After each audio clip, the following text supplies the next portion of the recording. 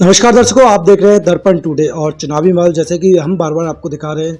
जगह जगह जो प्रत्याशी हैं वो नज़र आ रहे हैं, वही कांग्रेस के अलग, बीजेपी के अलग। तो उसी में अगर हम बात करें तो कुछ नाम बहुत ही ज़्यादा चर्चा में चल रहे हैं, जैसे कि मथुरा में श्री यामिनी रमन आचार्य जी, क्योंकि वरिष्ठ नेता भी हैं कांग्रेस के। और सभी पार्टियों का जो सुनने में आ रहा है, जो गठबंधन कर रही हैं पार्टियां, वो भी समर्थन कर रहे हैं श्री यामिनी रमन आचार्य जी को। तो उनसे जानेंगे उनका क्या कहना है। सर, हमारे चैनल में आपका स्वागत है। पहले तो सर अपना जब तक कि आपके ऊपर जिम्मेदारी ना हो, जिसके लिए आप चुनाव लड़ रहे हैं, जिस पद के लिए, तो उसमें पहले से कहना तो उचित नहीं है। लेकिन इतना ये है कि हम कि जो भी लोग चुनाव लड़ते हैं वो जन सेवा के लिए लड़ते हैं।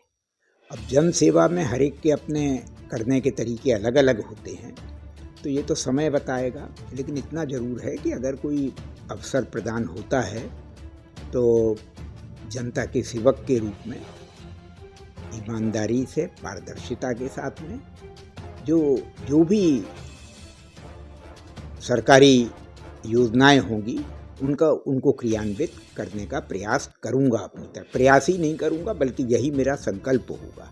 अच्छा सर, चुनाव की रणनीति क्या रहेगी अगर हम बात करें? क्योंकि इस समय क्योंकि क्षेत्रफल भी बढ़ा है, नगर पालिका से नगर निगम रहा, नगर निगम होने के बाद में यहाँ पे ग्रामीण अंचल भी जुड़ा, तो उसको किस नज़रिए से देखते हैं आप? जहाँ जहाँ पर आपके जो नए इलाके जुड़े हैं, कई ग्राम पंचायतें जुड़ी हैं, वो तो पहले भी जुड़ी थी, और भी कई इलाके हैं। तो देखेंगे कि जहाँ जहाँ विकास की योजनाएं क्रियान्वित नहीं हो पाई, ज़्यादातर जो दूरस्थ इलाके हैं, जो पुरानी प्रधान पंचायतें थीं, तो लोगों के दिमाग में वहाँ पर ये है कि जब प्रधान थे तो ज़्यादा काम हो जाता था, सहज रूप से गांव में हो जाता था, और नगर निगम अभी तक उस कसौटी पर खरा नहीं उतर पाया है जिन्होंने जिन इलाकों को लिया। तो इन सब चीज़ों पर भी ध्यान देने की ज़रूरत होगी। और चुनाव के दौरान उसमें रणनीति कुछ नहीं, रणनीति तो जन विश्वास होता है। जन जन से जाकर संपर्क करने का प्रयास किया जाएगा और उनको ये आश्वस्त करने का प्रत्याशी के रूप में हर एक प्रत्याशी प्रयास करेगा कि यदि उनको अवसर प्रदान मिलता है तो वो जनता की कसौटी पर खरे उतरेंगे। अच्छा सर, दूसरा कि अभी क्योंकि देखा जाए तो बीजेपी में, क्योंकि ज़्यादातर नाम और हवा भी चल रही है योगी मोदी जी की, तो उससे कैसे फाइट रहेगी सर? ये चुनाव तो देखिए स्थानीय स्तर के चुनाव हैं। जितने भी स्थानीय निकायों में चुनाव होते हैं, निगम में चुनाव होते हैं, तो ये चुनाव मैं ये समझता हूँ कि प्रत्याशी जो भी खड़े होते हैं उनके स्थानीय स्तर पर जनता ही उनकी उपलब्धियों का उनके विषय में आकलन करती है और उनके पक्ष में मतदान करती है। इसमें पॉलिटिकल पार्टीज़ को, एक विधानसभा के चुनाव होते हैं तो विधानसभा में जनता बहुत जागरूक खड़े होते हैं, उनके स्थानीय स्तर पर जनता ही उनकी उपलब्धियों का उनके विषय में आकलन करती है और उनके पक्ष में मतदान करती है। इसमें पॉलिटिकल पार्टीज़ को, एक विधानसभा के चुनाव होते हैं तो विधानसभा में जनता बहुत जागरूक हो चुकी है। वो विधानसभा के चुनावों का भी अंतर समझती है और लोकसभा के चुनाव का भी अंतर समझती है। वो ये जानती है विधानसभा में किसको चुनना है और लोकसभा में किसको चुनना है। तो जब वो दोनों के अंतर को, और वो ये भी जानती है कि स्थानीय स्तर पर जो चुनाव होते हैं उनके भी अंतर को जानती है, तो वो उसको जनता उसी के हिसाब से मतदान करती है, ऐसा मेरा मानना है। अच्छा सर, काफ़ी समय से यहाँ पे कुछ मूलभूत समस्या है, क्योंकि बहुत ज़्यादा चली आ रही है जमुना शुद्धिकरण को लेके, बंदरों के आतंक को लेके। क्योंकि पहले भी चेयरमैन आप कांग्रेस के रहे उस समय से ही, और उसके बाद में नगर पालिका में चेयरमैन बीजेपी के रहे, फिर उसके बाद में मेयर भी बीजेपी के रहे, लेकिन आज तक इन समस्याओं का निदान नहीं हो पाया सर से। यमुना शुद्धिकरण के लगभग सभी पार्टियों ने बहुत आश्वासन दिए अपने समय में, जब भी शासन में रहे, शुरू से ही, लेकिन शुद्धिकरण नहीं हो पाया। इस समस्या का परमानेंट समाधान करना होगा। और पीछे से ही ओखला से आप देखें, कालिंदी कुंज से उधर से चलता आता है, उधर से मलबा चला आता है तो वृंदावन में आता है, फिर इधर आगे, तो उसका समस्या का समाधान करना पड़ेगा। जबकि और जनता का विश्वास इसलिए भी हिल चुका है कि यमुना शुद्धिकरण के नाम पर लाखों करोड़ रुपया, 1000 करोड़ रुपया अभी तक खर्च हो चुका है, या उसके नाम पर सरकारों द्वारा खर्च करने के दावे किए गए, लेकिन शुद्धिकरण नहीं हो पाया। तो ये एक बहुत गंभीर समस्या है। और स्थानीय स्तर पर मथुरा वृंदावन में बंदरों की समस्या बहुत गंभीर है।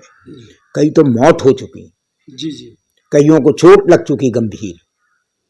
यात्री और परदेसी जाते हैं तो डरते हैं वृंदावन की गलियों में, मथुरा में भी डरते हैं जब दर्शन के लिए जाते हैं। सकरी गलियां हैं और घने मोहल्ले हैं। इस समस्या के नाम पर भी चाहे नगर पालिकाएं रहीं, चाहे नगर निगम रहे, पूर्व में नगर पालिकाएं थी, चाहे नगर निगम रहे, अब जितने भी रहे, बहुत गंभीर समस्या है। और स्थानीय स्तर पर मथुरा वृंदावन में बंदरों की समस्या बहुत गंभीर है। कई तो मौत हो चुकी, जी जी, कईयों को चोट लग चुकी गंभीर। यात्री और परदेसी जाते हैं तो डरते हैं वृंदावन की गलियों में, मथुरा में भी डरते हैं जब दर्शन के लिए जाते हैं। सकरी गलियां हैं और घने मोहल्ले हैं।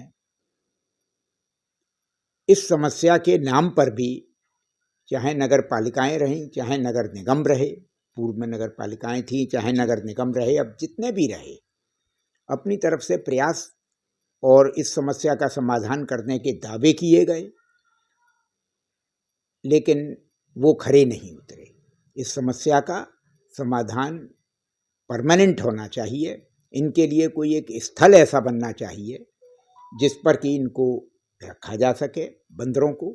और शहर में श्रद्धालु आते हैं, तीर्थयात्री आते हैं, पर्यटक आते हैं, और यहाँ के स्थानीय निवासियों को इस समस्या का स्थायी समाधान मिल सके, ये प्रयास होना चाहिए। बहुत गंभीर समस्या। बिल्कुल सर, बहुत काफ़ी गंभीर समस्या है। और चलिए सर, एक लास्ट क्वेश्चन और मैं करूँगा कि आपका, अगर आपको पार्टी टिकट देती है तो आप किन चीज़ों को लेके लोगों के बीच में जाएंगे, लोगों को कैसे विश्वास दिलाएंगे कि आप ही को चिन्हित किया जाए? नहीं, अगर पार्टी समझती है कि मेरे को ही चुनाव लड़ना है तो जनता की कसौटी पर, जनता के विश्वास पर मैं खरा उतरने का प्रयास करूंगा। मैं इतना ही कह सकता हूं, क्योंकि जिम्मेदारी तो मेरे ऊपर अभी कुछ नहीं है। बहुत ज़्यादा कहना तो उचित नहीं रहता है।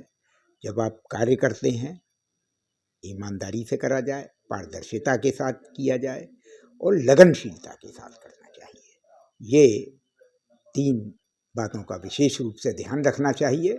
और जनता के प्रति समर्पण की भावना होनी चाहिए। उनकी व्यक्तिगत समस्याएं हो सकती हैं, व्यक्तिगत, हर एक व्यक्ति अपनी जो व्यक्तिगत समस्या होती है उसका समाधान कहीं ना कहीं से कर ही लेता है, लेकिन आप सामाजिक और जो